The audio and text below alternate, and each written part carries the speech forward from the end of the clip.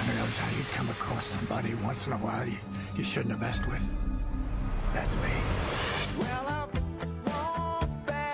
I am not an African American. You're Oreo cookie, white on the inside and black on the outside. I don't have an afro. I have an Amerifro. Talking that idiotic stuff you talk about, I will slap you. Go ahead. Make my day. Black as the ace of spades, but 100% American. Heard around the world by everybody and their mama. The Jesse Lee Peterson Radio Show. Uniting the races with truth instead of dividing them with lies. We also rebuilding the family by rebuilding the man. Welcome to the show. I am Jesse Lee Peterson. I have with me Seton Motley, founder and president of Less Government, dedicated to protecting the Constitution from governmental assault. He is also a consultant, writer, political and policy strategist. And there's something out there called Google Glass. And I wanted to talk to my guest about that, Seton, about that. Let's see here. Seton, good morning, sir. Welcome to the show. Good morning, Jesse. How are you? All is well. Thank you for being with me. My pleasure. My pleasure.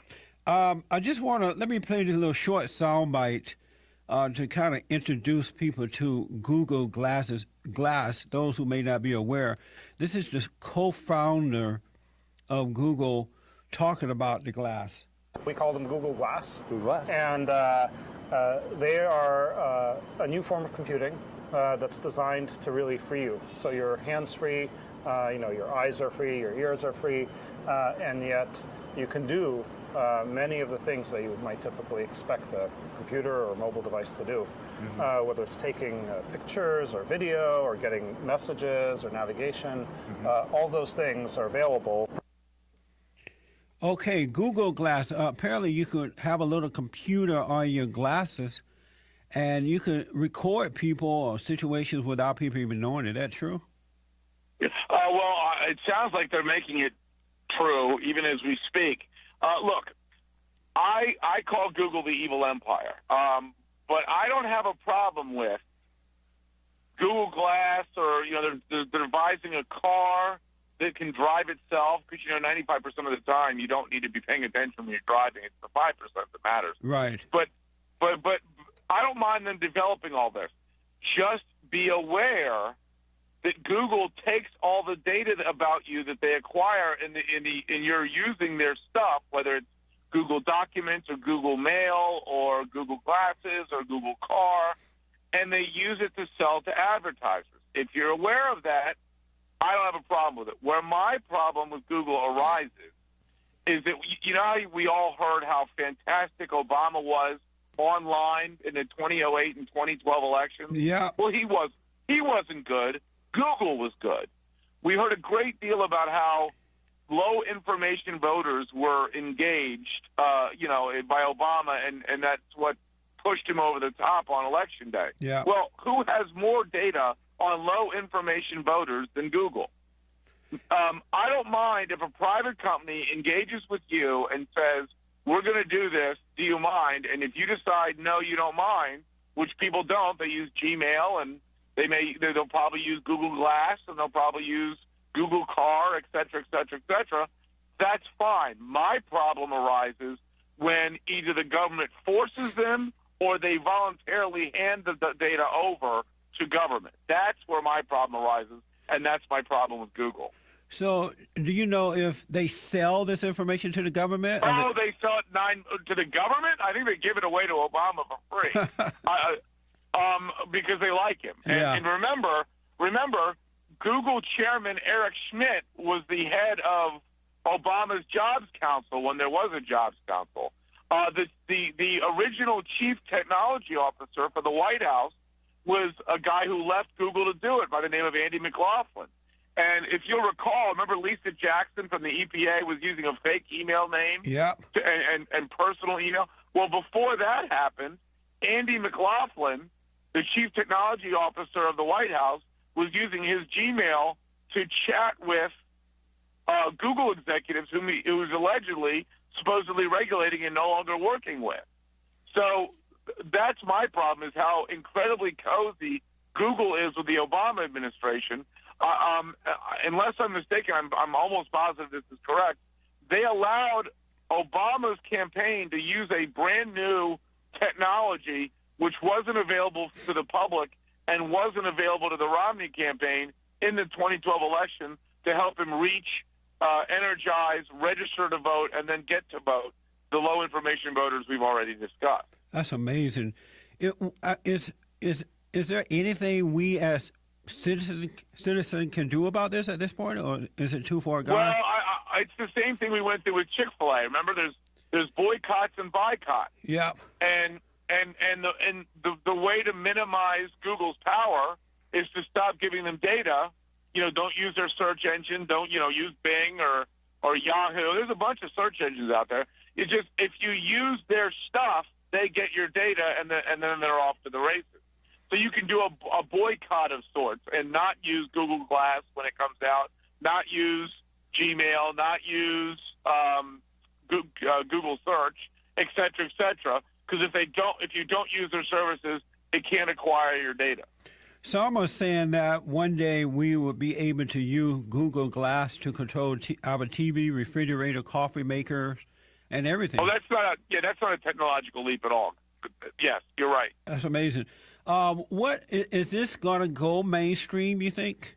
The Google Glass? The glasses? Yes. I think the potential is there. I think it's a matter of how well it works. Obviously the first go round won't be as good as the second, which won't be as good as the third. But I think it's, if you can look at something and take a picture, rather than holding up your phone to your head and pushing the button, which is always hard because the button's on the face that faces your face. Yeah. So it's always hard. It's always hard to push that button when you're trying to take a picture. Yeah, I think the potential's there for it to be, very popular. It's a neat. I think it's a potentially neat idea. Did you ever see the movie The Jerk, Jesse? A long time ago. A long time ago. Well, remember Steve Martin made a ton of money and then got sued and lost everything because of the Opti grab, where he had the handle in the middle of the glasses, and it forced everybody to become cockeyed that used it. Yeah. That would be my concern with the Google Glass, is that you end up cockeyed as a result of using them. Is this is the Obama administration the first governmental administration that Google worked with like this? Is this the first time? Oh, yeah, absolutely.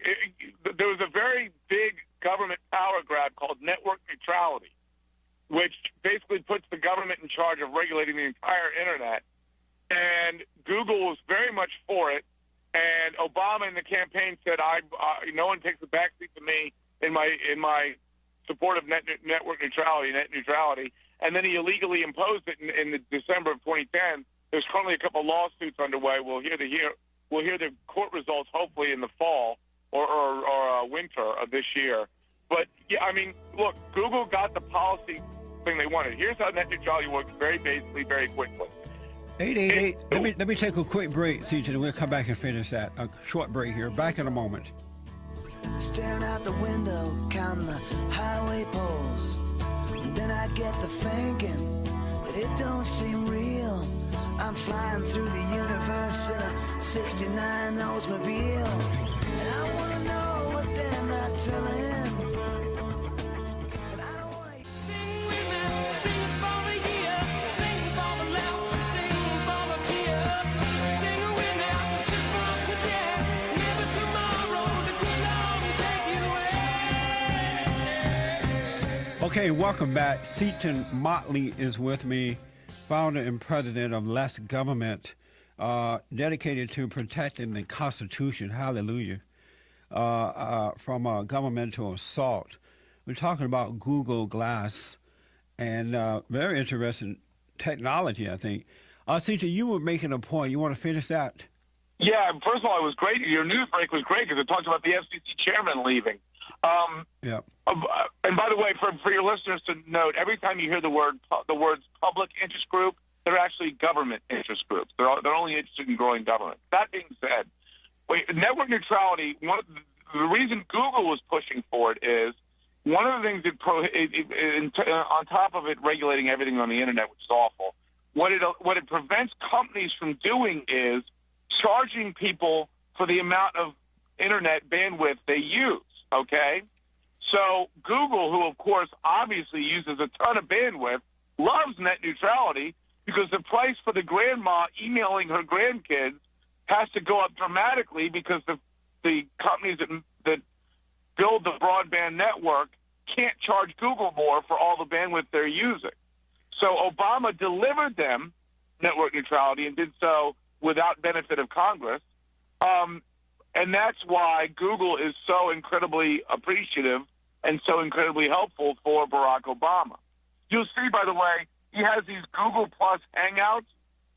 Google Plus has been pretty much a bust for Google, but they're getting a ton of free publicity with these Google Plus Hangouts that Barack Obama and Joe Biden and others are having, which is just a favor to Google, rather than having them on a platform that is much more popular. Right. So you're seeing a lot of quid pro quo in both directions between Google and the Obama administration. You mentioned the low informational people.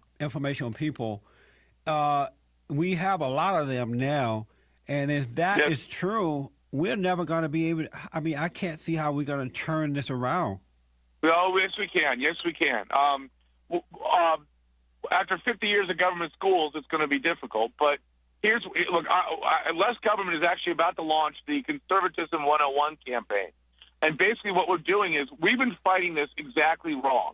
We've been fighting by their rules on our terms, meaning we go into a minority community and the first thing we say is, oh, we're for diversity, and oh, we're for multiculturalism. And we sound like Diet Democrats, and no one's convinced, and everyone thinks we're lying, largely because we are. What we need to do is flip it around, fight by our rules on their terms. Look, whether you're selling cars or Cheetos or conservatism, you have to talk to your audience in a way that makes sense to your audience, right? Yes. You're not diluting the message. You're just delivering it in a way that makes sense to the person or people with whom you're speaking. So that's what Conservatism 101 is going to do. We're going to advertise on YouTube and Pandora and Spotify. We're going to advertise on Black Entertainment Television and Lifetime and Hallmark. We're not going to dilute our message. We're going to make the message palatable and understandable and appreciated by the audiences to whom we'll be speaking. So I think we can reach them. The problem is we haven't been, we aren't. We're not making the effort. We keep trying to go head-to-head with these people, meaning our facts are better than your facts, and they are. But after 50 years of government schools, we can't be fighting a head-to-head fight. We have to be fighting a heart-to-heart fight. This is an emotional appeal that Barack Obama and the left make. We have to make a similar emotional appeal based on our principles. We're not diluting the principles. We're making the appeal emotional rather than exclusively green eye shade numbers, fact-driven. Most of the low information people listen to liberal media, TV, radio, whatever. They don't tend to know watch conservative media or listen to conservative media. Which is why we have to do what I'm talking about. Yeah. We have to go to where they are rather than where we want them to be. We'd love for everybody to watch Fox News and listen to you and Rush Limbaugh and Mark Levin. Unfortunately, they don't. And that's part of the Conservatism 101 message is we're teaching them, look, this is what you've heard conservatism is. They're lying. This is what conservatism actually is. They think Mark Levin's evil. They think you're evil. I loved your playing with all those calls. They think Rush Limbaugh's evil. We just have to teach them. No one's going to teach them what conservatism is if we don't. We have Hollywood, the colleges and universities, and the government schools teaching them what conservatism isn't. We have to teach them what conservatism actually is, and we have to do it on their terms, on their turf. I totally agree with that. I love that. Tell the folks about your organization, what you're doing. I was just told you've just finished doing guest hosting a 3-hour show, so you've been doing a lot of talking this morning. Well, God was nice to me. I never run out of stupid things to say. I was on Sirius XM 125, filling in for a guy named Mike Church, who graciously lets us pinch hit occasionally. Yeah. We did on Friday. We did today. Look, less government, as you pointed out, we want to return to the constitutionally prescribed limits of the federal government. We will also work on the state level eventually, too, and minimize that. But right now, I think, and speaking of messaging, I don't think the state level Republicans are having as big a problem. You have 30 Republican governors, right? Yes. So I think the focus of messaging and effort right now desperately needs to be at the federal level. You've got a Republican Party at the federal level that is constantly abusing its own brand, destroying its own brand by doing non-conservative, big government-type things. So I think at this point, what less government is, well, I know at this point, less government is focused on the federal government and reducing its size, scope, and sphere of influence, and messaging in a way that reaches dramatically more people than the establishment GOP has succeeded in doing. I agree. How can people get to your website, get more of your information?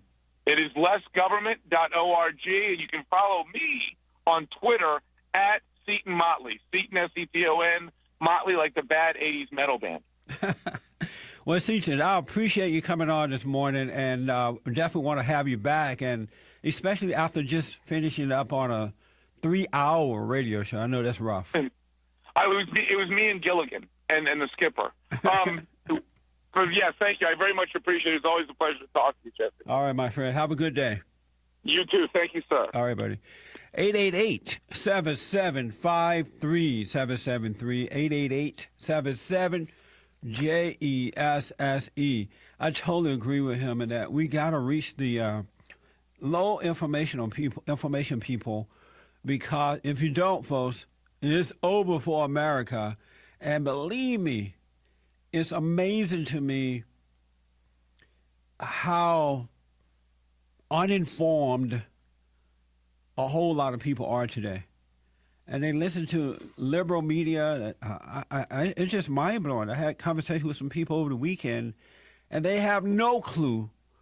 They just believe a lie. They still believe that the fallen Messiah is trying to repair things, fix the government. They want to take care of the poor. They have no clue as to what's going on. And the Republicans, the conservative Republicans, got to do a better job at getting that information out there. 888-7753-773. Quick break. Back in a moment.